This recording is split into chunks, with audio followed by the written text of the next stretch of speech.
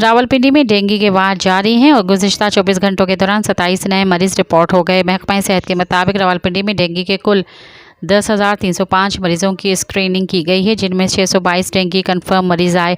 रवां साल अब तक डेंगू से कोई हलाकत रिपोर्ट नहीं हुई। डेंगू के 58 कंफर्म मरीज अस्पताल में ज़ेर इलाज हैं, जबकि डेंगू सर्वेलियंस टीमों की तादाद 1,499 है, जो अब तक 52,87,353 घरों की चेकिंग कर चुकी है। 1,54,869 घरों में डेंगू पॉजिटिव निकले हैं। 1,75,464 मकामात से लार्वा मिला है, जिसे तलब कर दिया गया।